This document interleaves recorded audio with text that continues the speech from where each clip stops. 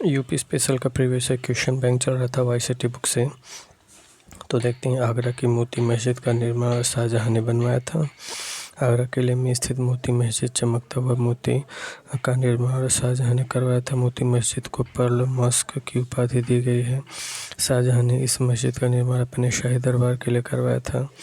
इसके शीर्ष पर स्थित 3 गुंबदों का निर्माण सफ़ेद संगमरमर से किया गया, जो देखने में अति आकर्षक लगते हैं।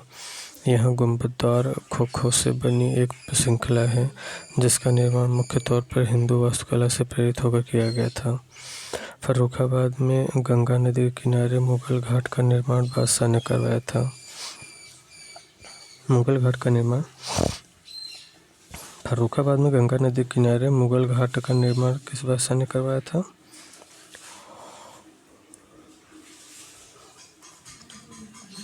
फर्रुखाबाद उत्तर प्रदेश एक ऐतिहासिक शहर है, जिसमें हिंदू मुस्लिम सांस्कृतिक प्रथाओं का अनुष्ठानों लोक व फर्रुखाबाद उत्तर प्रदेश की एक ऐतिहासिक शहर है, जिससे गंगा यमुना तहजीब की परंपराओं द्वारा परिभाषित समृद्ध संस्कृति है, जो हिंदू और मुस्लिम सांस्कृतिक प्रथाओं, अनुष्ठानों, लोक व भाषाई परंपराओं को जोड़ता है। फर्रुखाबाद की स्थापना 1714 में नवाब मोहम्मद खान बंगश ने की थी। फर्रुखाबाद की स्थापना 1714 में नवाब बंगश खान ने किया था। फर्रुखाबाद का नाम मुगल बादशाह फर्रुखशेर के नाम पर रखा गया था। फर्रुखाबाद मुगल बादशाह फर्रुखशेर के नाम पर रखा गया था। काशी की तरह यह गली में शिवालय स्थित है। काशी की तरह यहाँ पांचाल घाट पर ऐतिहासिक विश्राम स्थल और पक्के घाट बने हुए हैं। निसिंग की सबसे ऊंची शैलोत्कीर्ण प्रतिमा कहाँ पाई गई है? तो ये दुधही में पाई गई है निसिंग की सबसे ऊंची शैलोत्कीर्ण प्रतिमा। उत्तर प्रदेश के ललितपुर जिले में आने वाली दुधही गांव से नृसिंह भगवान की सबसे ऊंची शैलोत्कीर्ण प्रतिमा प्राप्त हुई है। यह प्रतिमा 35 फीट ऊंची है। इस प्रतिमा का मुख्य शरीर मनुष्य का दिखाया गया है, जो हिरण्यकश्यप का वध कर रहे हैं, और यहाँ पर गुप्तवंशी अनेक मूर्तियाँ और मंदिर मौजूद हैं। कुशीनगर बौद्धों के लिए महत्वपूर्ण है, क्योंकि गौतम बुद्ध यहाँ मर गए थे। कुशीनगर बौद्धों के लिए महत्वपूर्ण है, क्योंकि गौतम बुद्ध यहाँ मर गए थे। कुशीनगर बौद्धों को महत्वपूर्ण है, क्योंकि गौतम बुद्ध ने यहाँ महापरिनिर्वाण मोक्ष की प्राप्ति की थी। कुशीनगर प्राचीन काल में कुशीनारा बुद्ध की मृत्यु 483 ईस्वी पूर्व हुई थी।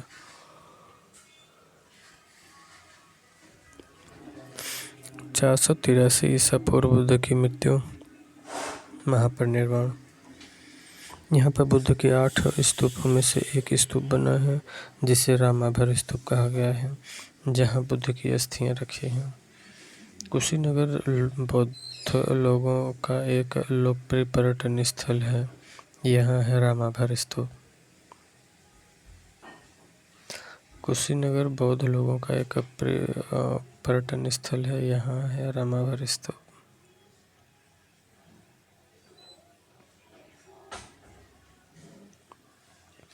छठवीं शताब्दी ईसा पूर्व के दौरान मथुरा के आसपास के क्षेत्र को सूरसेन कहा जाता था। छठी शताब्दी ईसा पूर्व के दौरान मथुरा के आसपास के क्षेत्र को सूरसेन कहते थे। इसकी राजधानी मथुरा थी। मत्स्य राजस्थान विराटनगर राजधानी, पांचाल बरेली बदायूं अहि क्षेत्र।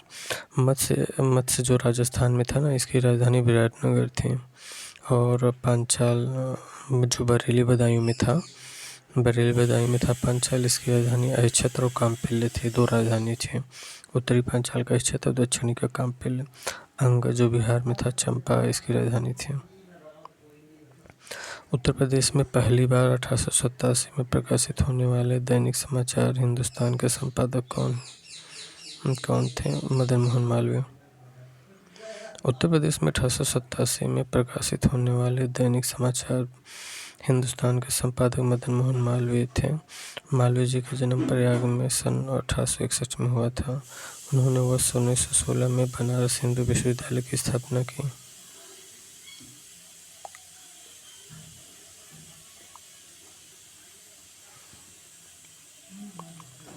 उत्तर प्रदेश में 1887 में प्रकाशित होने वाले दैनिक समाचार हिंदुस्तान के संपादक मदन मोहन मालवीय थे। हिंदुस्तान के संपादक कौन था? मदन मोहन मालवीय, 1887 में।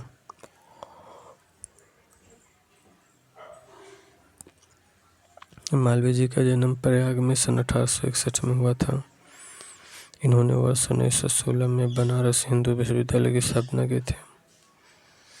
और 6ठी सदी BC के दौरान उत्तर प्रदेश के किन क्षेत्रों को चेदी कहा जाता था? बुंदेलखंड को चेदी।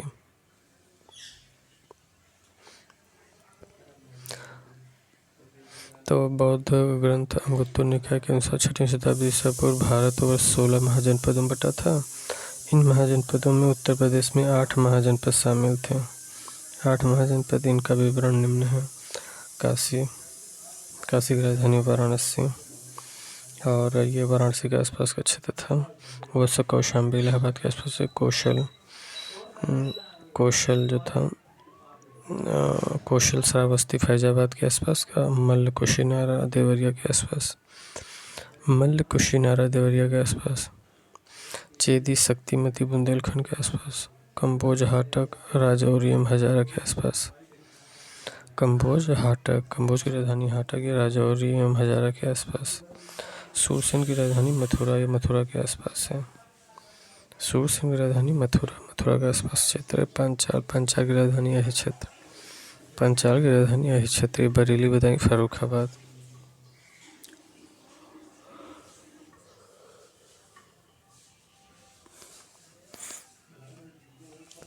राजा हर्षवर्धन ने कन्नौज में भद्र विहार नामक ज्ञान के एक बृहद केंद्र की स्थापना की थी। कन्नौज में राजा हर्षवर्धन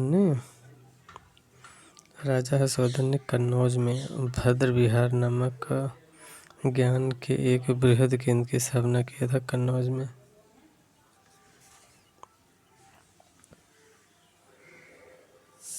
राजा हर्षवर्धन ने कन्नौज में भद्र विहार नामक ज्ञान के एक बृहद केंद्र की स्थापना की थी। हर्ष के दरबारी कवि बाणभट्ट थे, जिन्होंने हर्षचरित एवं कादम्बरी की रचना किया था। हर्ष ने 3 संस्कृत नाटक ग्रंथों प्रियदर्शिका, रत्नावली, नागानंद की रचना किया।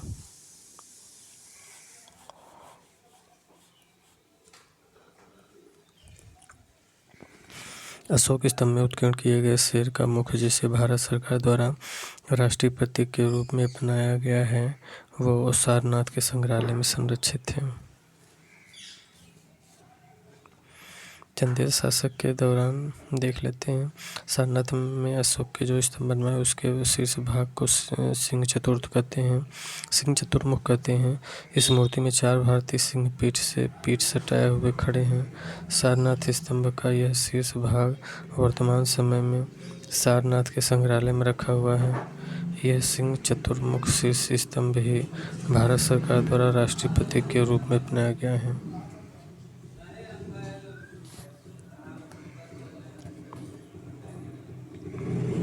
चंदेल शासन के दौरान उत्तर प्रदेश का निम्नलिखित में से कौन सा क्षेत्र जजाग भुक्ति या जयहोटी के नाम से जाना जाता था? बुंदेलखंड। चंदेल शासक के दौरान उत्तर प्रदेश का निम्नलिखित में से कौन सा क्षेत्र जजाग भुक्ति या जयहोटी के नाम से जाना जाता था? बुंदेलखंड। जजाग भुक्ति या जयहोटी एक वीर प्रसूनी भूमि रही है। यह भूमि उत्तर प्रदेश तथा आंशिक रूप से मध्य प्रदेश में पड़ती है। कभी इस चंदेल राजाओं का शासन हुआ करता था। अब यह बुंदेलखंड क्षेत्र के नाम से जानी जाती है। प्रतिहार साम्राज्य के पतन के बाद बुंदेलखंड की भूमि पर चंदेल वंश के शासकों का स्वतंत्र राजनीतिक इतिहास प्रारंभ हुआ।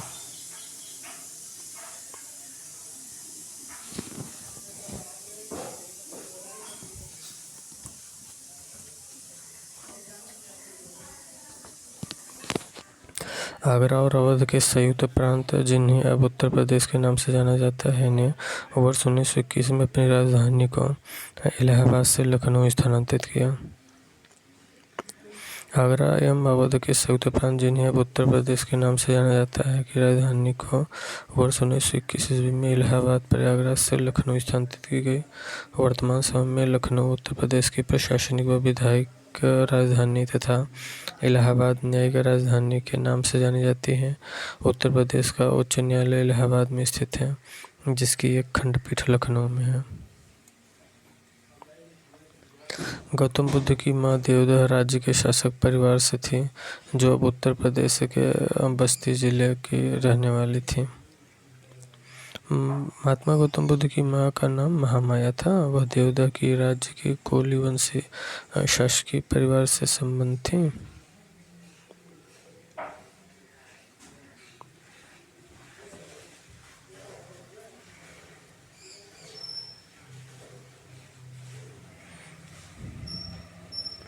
देवदह राज्य वर्तमान समय में उत्तर प्रदेश के बस्ती जिले में स्थित है। कोलीवाड़ राज्य पूर्वी उत्तर प्रदेश व नेपाल की सीमा पर स्थित बुद्धकालीन गणराज्य था। वाल्मीकि का आश्रम ब्रह्मवर्त में था, जो कि बिठूर में है।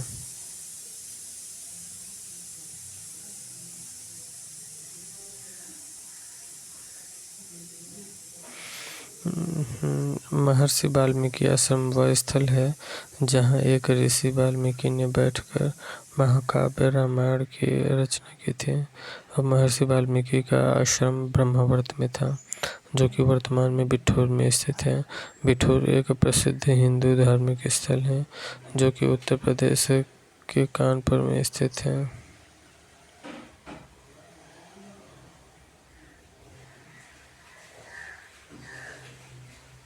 जो कि वर्तमान में बिठूर में से बिठूर एक प्रसिद्ध हिंदू धार्मिक स्थल है, जो कि उत्तर प्रदेश में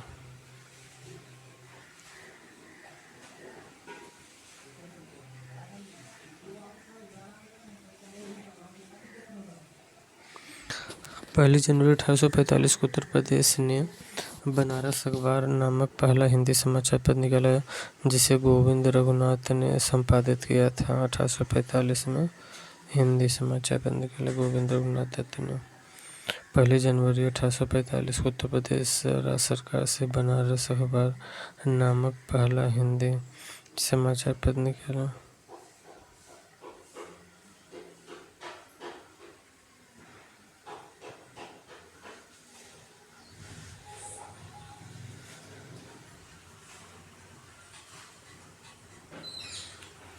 पहली जनवरी वर्ष 1845 को उत्तर प्रदेश राज्य के बनारस अखबार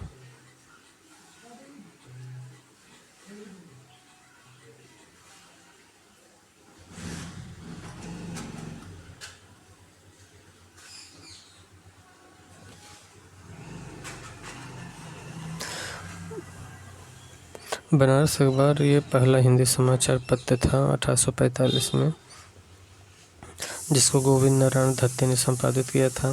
अखबार के संचालन डायरेक्टर राजा शिव प्रसाद सितारे हिंद थे। अच्छा, ये ना जो बनारस अखबार हिंदी समाचार पत्र निकाला गया था 1845 में, जिसको गोविंद नारायण दत्त ने संपादित किया था गोविंद नारायण दत्त ने, तथा अखबार का संचालन राजा शिव प्रसाद सिंह हिंद थे। अखबार के संचालक राजा शिव प्रसाद मतलब डायरेक्टर शिव प्रसाद सितारे हिंद थे। हिंदी का प्रथम समाचार पत्र उदयन मार्तंड था, जिसका प्रकाशन 30 मई 1826 ईस्वी में कलकत्ता से शुरू हुआ था। इसके संपादक जुगल किशोर शुक्ल थे। इसी के उपलक्ष्य में 30 मई को हिंदी पत्रकारिता दिवस मनाया गया। तो 1 जनवरी वर्ष 1845 को उत्तर प्रदेश राज्य से बनारस अखबार नामक पहला हिंदी समाचार पत्र निकाला गया, जिसको गोविंद नारायण दत्त ने संपादित किया था। मतलब इसका संपादन ना गोविंद नारायण दत्त ने किया था, और अखबार के संचालक राजा शिव प्रसाद सितारे हिंद थे। और इस अखबार का जो संचालक थे डायरेक्टर, वो राजा शिव प्रसाद सितारे हिंद थे। हिंदी का प्रथम समाचार पत्र उदंत मार्तांड था, जिसका प्रकाशन 30 मई 1826 ईस्वी में कलकत्ता में शुरू किया गया था।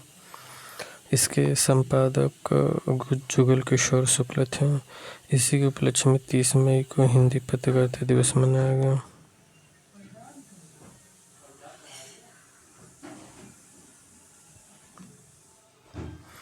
भेड़ कुंड, वहाँ अर्जुन ने द्रौपदी से शादी करने के लिए मछली को निशाना बनाया था। उत्तर प्रदेश में है, फर्रुखाबाद में है भेड़ कुंड।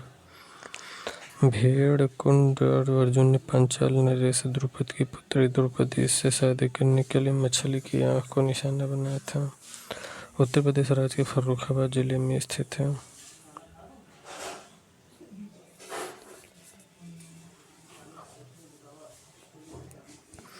उत्तर प्रदेश के वर्तमान मुख्यमंत्री सीएम योगी आदित्यनाथ का संप्रदाय से संबंधित है।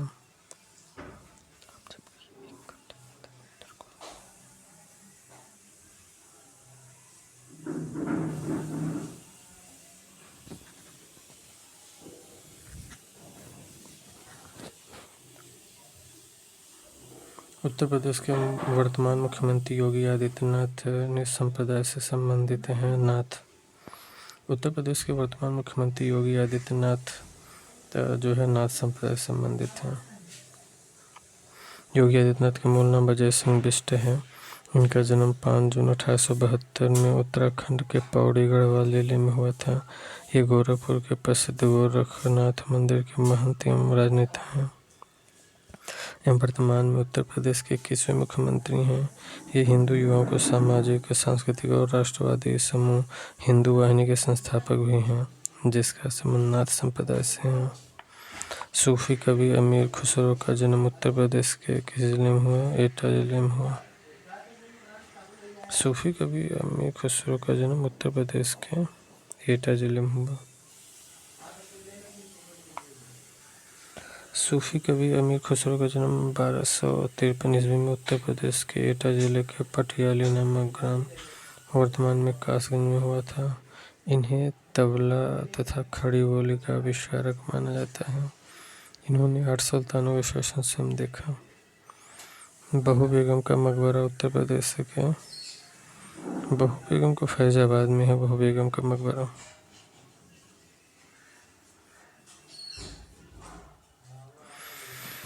बहू बेगम का मकबरा उत्तर प्रदेश के फैजाबाद जिले में स्थित है। इसका निर्माण नवाब शुजा-उद-दौला ने अपनी प्रिय बेगम उम्मतुज़्ज़हर उर्फ बहू बेगम की याद में करवाया था। उनकी बीवी बेगम का नाम था उम्मतुज़्ज़हर उर्फ बहू बेगम।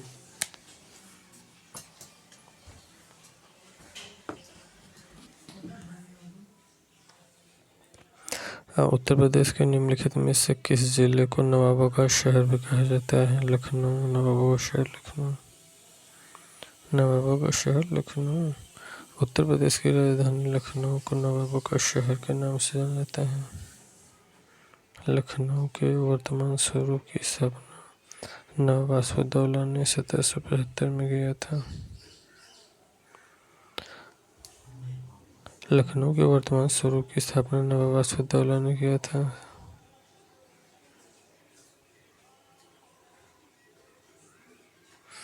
लखनऊ के वर्तमान स्वरूप की स्थापना किसने किया था? नवाब वासुदेव ने 1775 में किया था, जो ब्रिटिश काल में अवध की राजधानी रही। लखनऊ अपनी खास नज़ाकत और तहजीब वाले बहुसांस्कृतिक दशहरी आम के बागों तथा चिकन के लिए जाना जाता है। उत्तर प्रदेश में किस धर्म के अनुयायी सबसे कम हैं?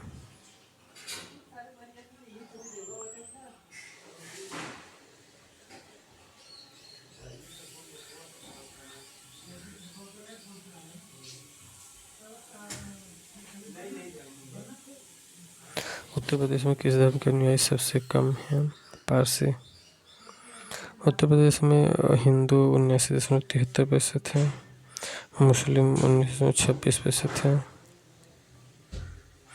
सिख 0.32% हैं।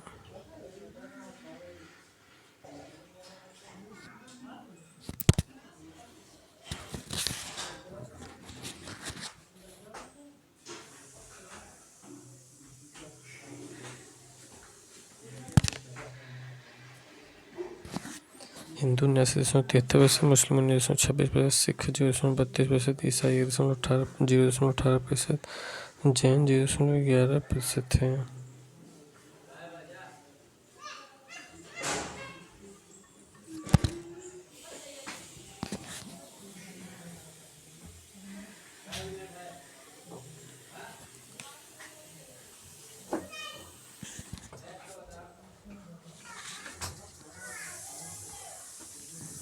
चौदहवीं शताब्दी की प्रसिद्ध मस्जिद इसे अटाला मस्जिद या कहा जाता था। उत्तर प्रदेश के किस शहर में स्थित है? तो जौनपुर में है अटाला मस्जिद।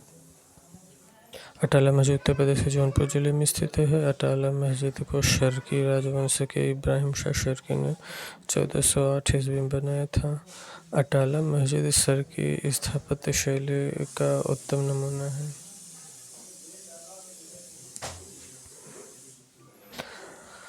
अवध राज्य से औसत भी कहा जाता है, पर 1722 ईस्वी में 1856 ईस्वी तक मुस्लिम शासकों का शासन था। अवध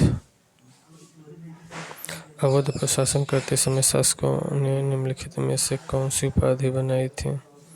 नवाब की।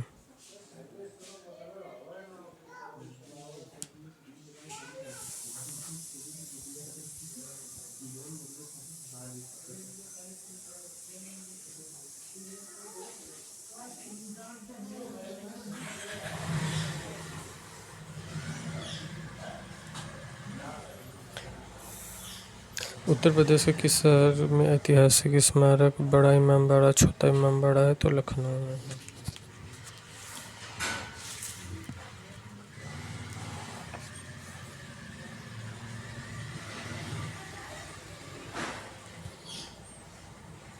उत्तर प्रदेश के लखनऊ शहर ऐतिहासिक स्मारक बड़ा इमामबाड़ा, छोटा इमामबाड़ा है। इसे भूल भुलैया भी कहते हैं। बड़ा इमामबाड़ा आसफउद्दौला ने बनवाया था, जिसमें आसिफी मस्जिद भी है और जहां पर गैर मुस्लिमों का प्रवेश वर्जित है। मस्जिद पर परिसर के आंगन में ऊंचे नीचे मीनारे हैं। रामायण के रचयिता वाल्मीकि का आश्रम निम्नलिखित से कहाँ स्थित था? ब्रह्मावर्त।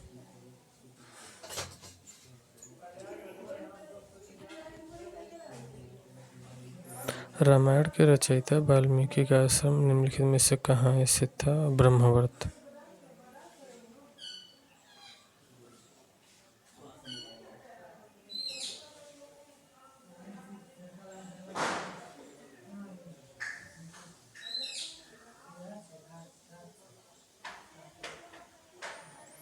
रामायण के रचयिता वाल्मीकि का आश्रम कहाँ स्थित है? ब्रह्मावर्त में। रामायण के रचयिता आदि कवि वाल्मीकि का आश्रम चित्रकूट में स्थित है, जिसे प्राचीन काल में ब्रह्मावर्त कहा जाता था। निम्नलिखित में से किसे शेर बलिया के नाम से जाना जाता था? चित्तू पांडे को शेर बलिया।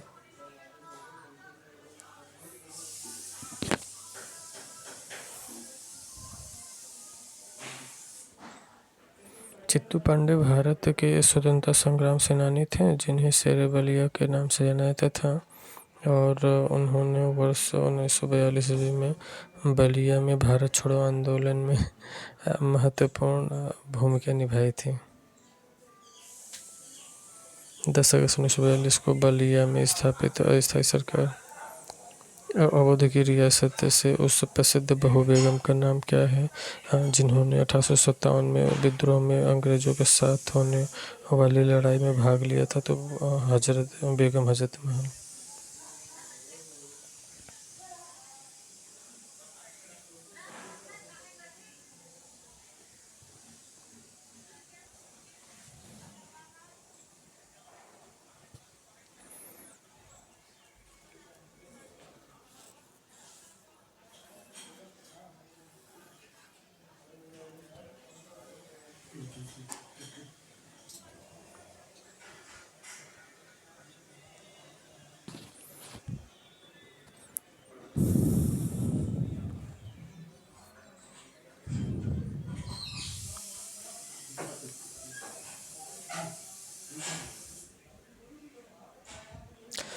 देखिए, लखनऊ में 1857 का विद्रोह आरंभ 4 जून 1857 को हुआ था उस समय अवध की रियासत की प्रसिद्ध योद्धा बेगम हजरत महल थी। उन्होंने अपने अल्पवयस्क बेटे ब्रिजेश कादर को नवाब घोषित कर प्रशासन को खुद संभाल लिया और समानांतर सरकार की स्थापना की। अंत में सितंबर 1858 ईस्वी को कैम्पबेल ने गोरखा रेजिमेंट की सहायता से लखनऊ पर पुनः अधिकार कर लिया।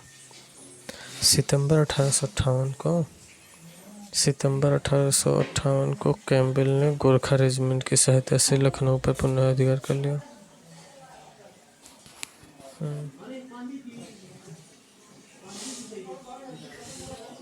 कैम्पबेल ने गोरखा रेजिमेंट की सहायता से लखनऊ पर अधिकार कर लिया था सितंबर 1858 में। परमहंस योगानंद गिरी, जिन्होंने पश्चिम को योग के ज्ञान से परिचित करवाया था, का जन्म हुआ था गोरखपुर में। परमहंस श्री योगानंद गिरी मुकुंदलाल घोष का जन्म 5 जनवरी 1893 को गोरखपुर उत्तर प्रदेश में हुआ था। श्री योगानंद 20वीं सदी के एक प्रसिद्ध आध्यात्मिक गुरु हैं, योगी तथा संत थे। उन्होंने पश्चिम में योग दर्शन की शिक्षाओं के प्रसार के साथ साथ अपनी न्यायों को क्रिया योग उपदेश दिया था। पूरे विश्व में इसका प्रचार प्रसार किया। वर्ष 1857 में विद्रोह में कानपुर के नेता कौन थे? नाना साहब थे।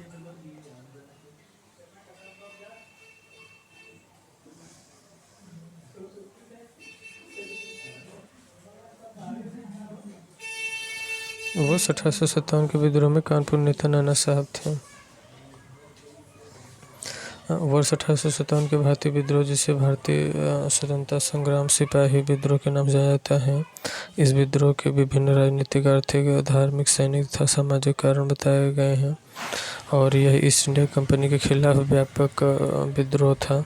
इस विद्रोह के कुछ भारतीय सेना रानी लक्ष्मीबाई झांसी से, कुंवर सिंह बिहार से, बहादुर शाह दिल्ली से, नाना साहब कानपुर से, बेगम हजरत महल लखनऊ आदि थे।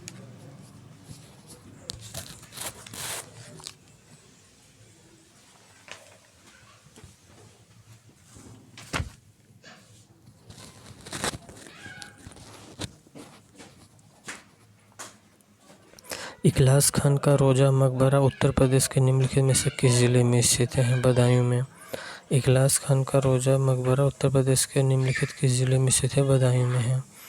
इखलास खान का रोजा मकबरा उत्तर प्रदेश के बदायूं जिले में है। नवाब इखलास खान की बेगम ने अपने शौहर की याद में मकबरे का निर्माण कराया था, जिसे इखलास खान के रोजा के नाम से जाना जाता है। इस मकबरे का निर्माण 1094 हिजरी सन 1690 में कराया गया था। इस मकबरे की लंबाई 152 फुट और चौड़ाई 150 फुट है। इखलास खान का रोजा मकबरा जिसे बोलते हैं, उत्तर प्रदेश के बदायूं जिले में है। नखला से इखलास खान की बेगम ने अपने शौहर की याद में मकबरे का निर्माण कराया था। नखलास इखलास खान की बेगम ने अपने शौहर की याद में मकबरे का निर्माण कराया था, जिसे इखलास खान के रोजा के नाम से जाना जाता है।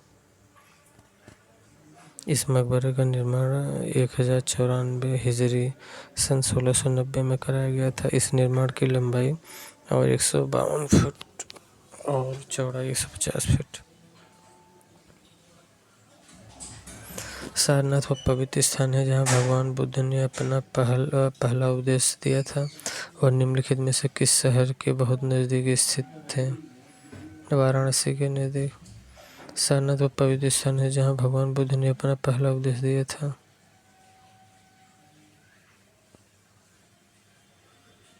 वर्तमान में सारनाथ वाराणसी शहर के निकट स्थित है। महात्मा बुद्ध ने ज्ञान प्राप्ति के पश्चात अपने मत का प्रचार प्रारंभ किया तथा अरुवेला से पहले ऋषिपत्तनम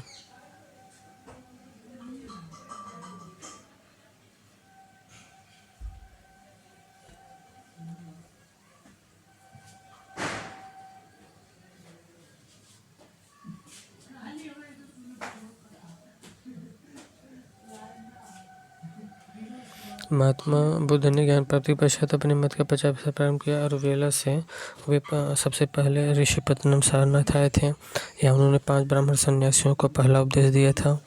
इस उपदेश को धम्मचक्र प्रवर्तन कहा जाता है तथा महात्मा बुद्ध ने सर्वाधिक उपदेश श्रावस्ती में दिए थे। इसके अलावा कौशल वैशाली कौशाम्बी में भी अपने उपदेश दिए थे। इनके उपदेश की भाषा पाली थी और इन्होंने प्रमुख अनुयायी शासक बिंबिसार, प्रसेनजित व उदयन थे।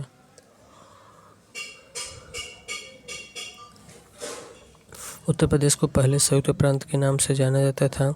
इसे किस वर्ष उत्तर प्रदेश का नाम दिया गया? 1950 में उत्तर प्रदेश नाम दिया गया। उत्तर प्रदेश को पहले संयुक्त प्रांत के नाम से जाना जाता था और इसे किस वर्ष उत्तर प्रदेश के नाम से जाना गया?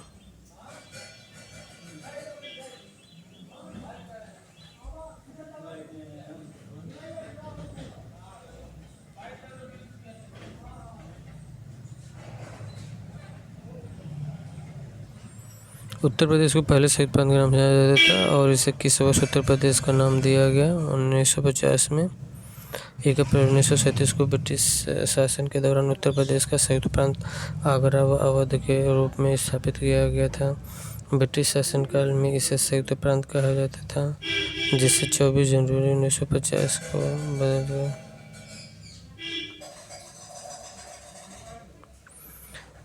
ब्रिटिश शासनकाल में इसे संयुक्त प्रांत कहा जाता था।